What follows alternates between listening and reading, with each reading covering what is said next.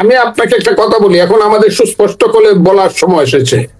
যারা মুক্তিযুদ্ধের এই ইতিহাসকে অস্বীকার করতে চায়, যারা 72-এর সংবিধানকে বলে আওয়ামী লীগের ম্যানিফেস্টো, যারা 71-কে অস্বীকার করতে চায়, এখন খুব সুস্পষ্ট ভাবে বলার সময় এসেছে তারা বাংলাদেশের স্বাধীনতায় বিশ্বাস করে না। মুক্তিযুদ্ধ যারা চায় না তাকে মাকে চায় না। মা হইল বাংলার মুক্তিযুদ্ধ, মুক্তিযুদ্ধের পেট চিরেই বাংলাদেশ, রক্তাক্ত বাংলাদেশ বেরিয়েছে।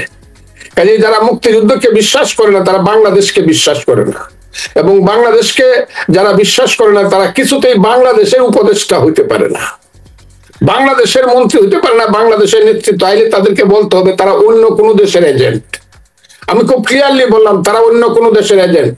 এবং যারা মুক্তিযুদ্ধের এত বড় ত্যাগকে, বাঙালি জাতির হাজার বছরের শ্রেষ্ঠ অর্জনকে যারা সমর্থন করে না, তাদের পূর্বপুরুষের রক্তে কালিমা আছে। তাদের পূর্বপুরুষরা মুক্তিযুদ্ধে হেরে গেছে বলেই সেই পূর্বপুরুষের রক্তের বা হেরে যাওয়ার প্রতিশোধ দেওয়ার জন্য প্রতিহিংসা পরায়ণ হয়ে তারা এই কথা বলছে। কারা বলছে আমরা দেখতে পাচ্ছি, কিন্তু আমরা এখনো ধৈর্য ধরতে চাই। আমি গত পরশুদিনের আগের দিন, পরশুদিন 9 তারিখে জাতীয়তাবাদী দলের মুক্তিযোদ্ধারা, জাতীয়তাবাদী মুক্তিযোদ্ধা দল ঢাকার প্রেস ক্লাবে বিশাল একটা মুক্তিযোদ্ধা সমাবেশ করেছে, এবং সেখান থেকে মেজর হাফিজউদ্দিন বীর বিক্রম সহ, জয়নাল আবদিন সহ, আমি সহ, আমরা সবাই, সাবেক এমপি এবং বিরোধী দলের নেতা হারুনুর রশিদ সহ, আমরা সবাই একযোগে বলেছি মুক্তিযুদ্ধ যারা বিশ্বাস করে না তারা 71-এর রাজাকারের বংশধর, এরা আল বদরের বংশধর, এদের এই দেশে শাসন করার বা রাজনীতি করার কোন ধরনের অধিকার নাই। আমরা এই কথা খুব সুস্পষ্ট ভাবে বলতে চাই। 71-এর মুক্তিযুদ্ধের সঙ্গে যারা এই মুক্তিযুদ্ধের তুলনা করে, আমি ওই দিন আমার বক্তৃতায় বলেছি বিড়ালকে দেখতে কিন্তু বাঘের মতোই দেখা যায়, বলা হয় বাঘের মাসি নাকি বিড়াল।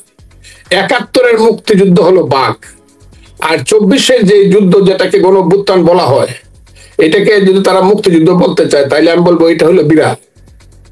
বাঘ আর বিড়াল এক জিনিস না।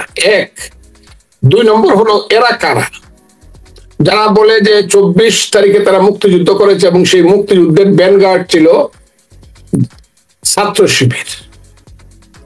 আমি বলবো ছি, আমি যদি জানতাম ছাত্র শিবির ওই 5ই আগস্টের সংগ্রামের ব্যানগার্ড, আমি যাইতাম কিনা 1000 বার চিন্তা করতাম। যদিও শেখ হাসিনার শাসন সম্পর্কে আমার সাংঘাতিক ধরনের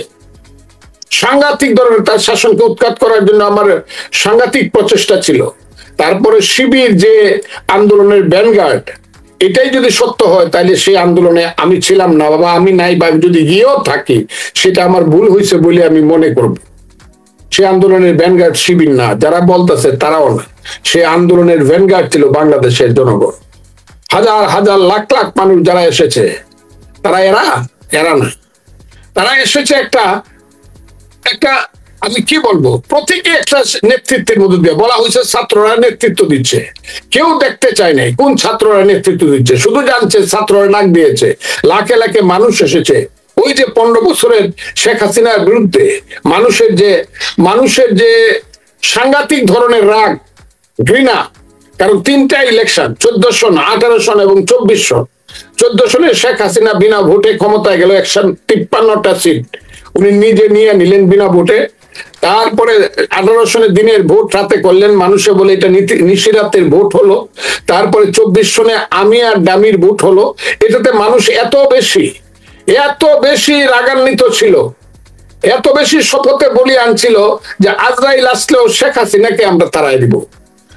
সেই জায়গাটাতে গিয়া মানুষ এখন হোঁচট খেয়েছে কিনা, তাদের বিশ্বাসের এখন অবমাননা হয়েছে কিনা, তাদের বিশ্বাসকে নিয়ে কেউ খেলা করছে কিনা, তারা যদি মনে করে ইসলামী ছাত্র শিবির ভ্যানগার্ড এবং তারা ছিল নেতা, তাইলে বাপের বেটা তারা এখন একটা মিটিং ডাকুক, দেখি কত লোক হয়, কারা যায়, যে আমরা ইসলামিক ছাত্র শিবিরের নেতৃত্বে আন্দোলন করছি, আসেন আপনারা আমাদের সাথে, দেখি কত লোক যায়। কাজে আমি মনে করি এখন তারা মানুষকে ধোঁকা দিচ্ছে। তারা আগে যে কথা বলে মানুষকে সাথে নিছিল, আর এখন যে কথা বলছে, দুইটার মধ্যে যোজন ফারাক। এবং দিনে যে কথা তারা বলছিল, রাতে তারা সেটা অস্বীকার করছে, এবং তাদেরকে বলা হয় মুনাফেক।